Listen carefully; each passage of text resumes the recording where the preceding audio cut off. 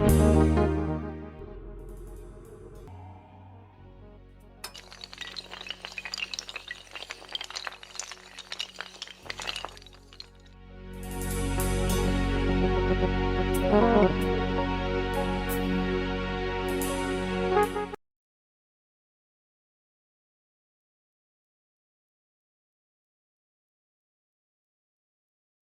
would like to thank Ambassador Stephen Walker for joining us live from our beautiful city, Asmara.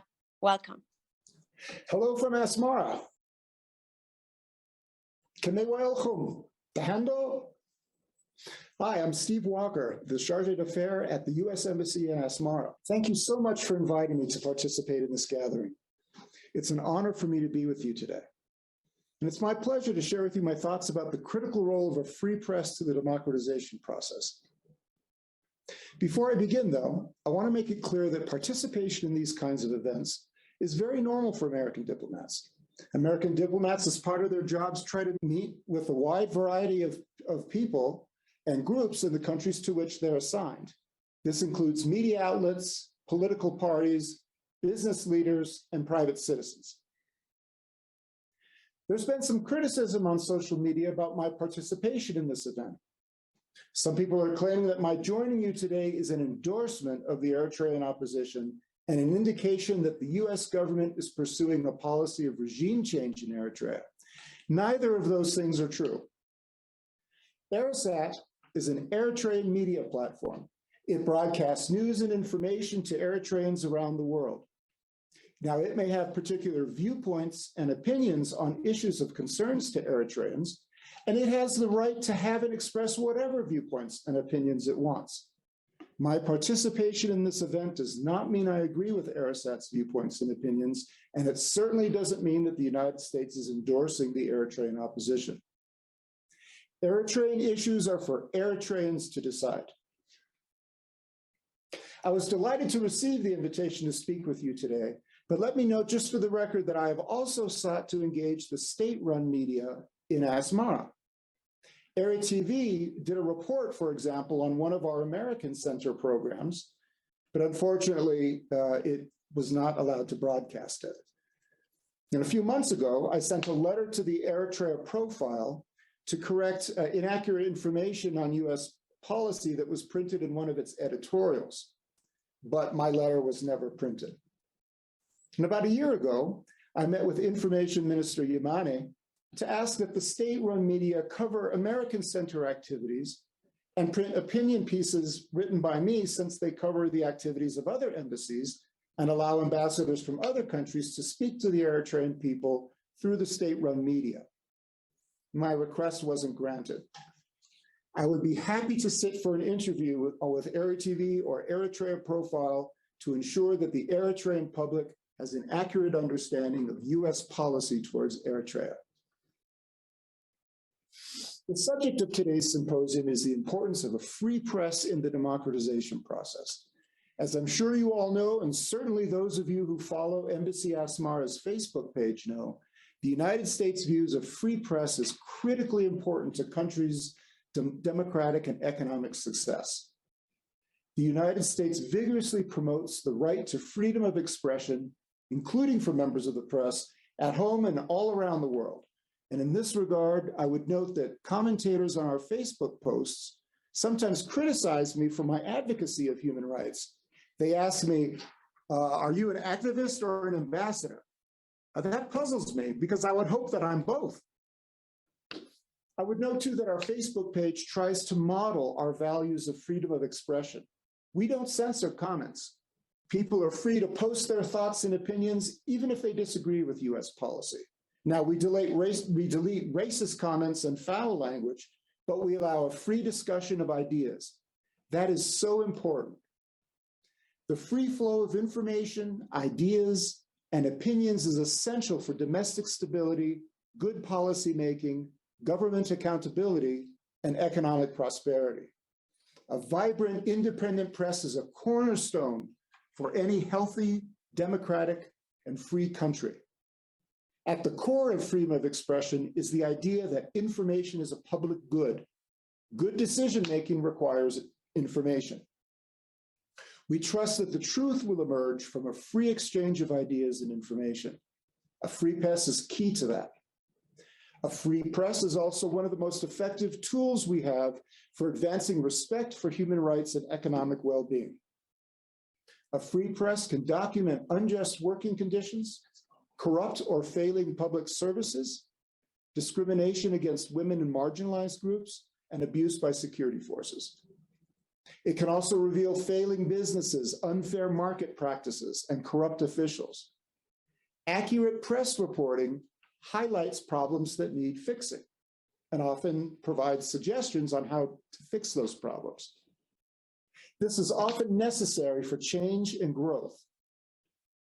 Today, the exercise of freedom of expression, including by members of the press, faces profound threats, making it more important and urgent than ever before to protect and nurture a free press. Around the world, governments threaten, harass, imprison, and attack journalists just for doing their jobs every week. 293 journalists were behind bars at the end of 2021. And of those, 16 are held in Eritrea. There is, unfortunately, no free press in Eritrea. All the media here is directly controlled by the government. The lack of independent, unbiased information resulting from the lack of press freedom here has devastating effects on the ability of Eritreans to make well-informed decisions about the important issues in their lives. And because there is no free press or freedom of expression, Eritrean citizens are unable to speak up about issues that concern them, or express disagreement with the government, or hold officials accountable in the court of public opinion. No credible international businesses will invest in Eritrea because of the unavailability of information about the economy or policy environment. And this makes it impossible for them to make fully informed decisions. Citizens, as I'm sure you all know, must rely on rumor and word of mouth to learn about policy changes, leading to uncertainty about what rules and regulations they need to follow. This is inefficient and confusing. It also places undue burden on the Eritrean people. Eritreans, like people everywhere, should be allowed to exercise their right to express themselves, to hold their government officials accountable for their policies and decisions, and to make well-informed decisions. The Eritrean people are a vibrant, intelligent, and engaged people. To achieve their full potential, they must be allowed to speak as they wish, to create as they wish, and to write as they wish. A government confident in its legitimacy does not fear the expression of dissent by its citizens. Good, effective governments welcome the expression of differing points of view. May 3rd was World Press Freedom Day. To commemorate this day, our Facebook page named some of the journalists being held in detention in Eritrea. I'm going to take a minute now to say their names to show the world that we have not forgotten them. Dawid Isaac, Sayum Tsahaye, Dawid Habta Mikael. We know these brave Eritreans are being held in awful conditions. Some have health issues. We pray for them to have strength. Mateus Habtu, Fisaye Joshua Johannes, Emmanuel Asrat. I'm naming individual people, but let's remember that each of these individuals has a family.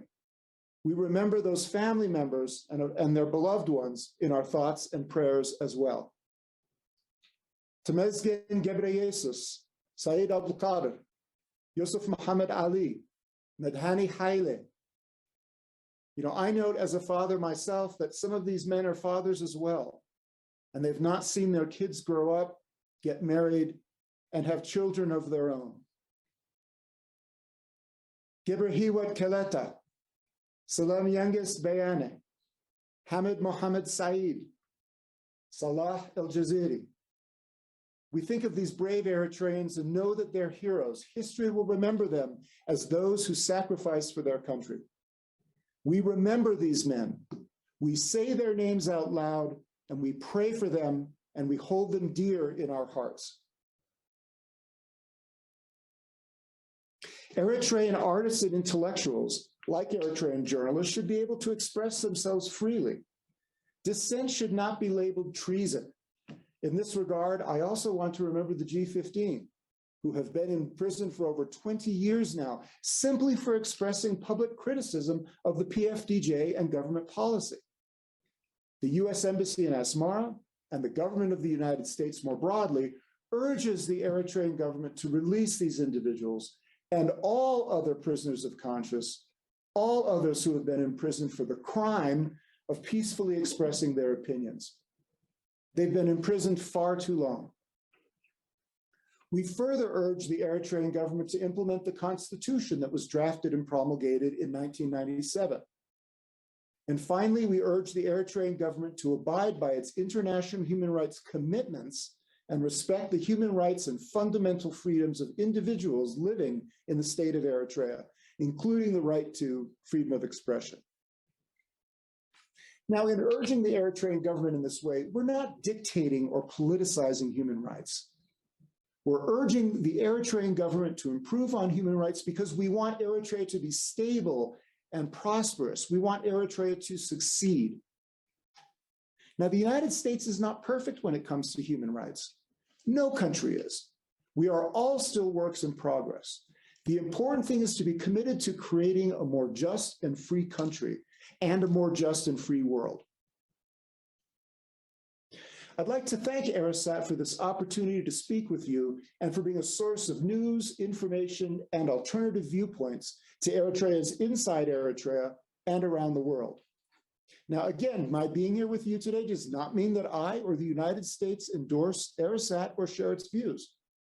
What it does mean is that we share the belief that freedom of expression, including its expression in terms of a free press, is critical to a country's democratic and economic development.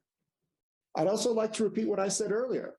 If any officials from the Ministry of Information are watching, and you know they are, I would be happy to appear on ERI TV or be interviewed by the state-run media. It's my job to engage with Eritreans of all political beliefs and to explain US policy and values to any media outlet that's interested. And now I'd be happy to answer any questions you might have.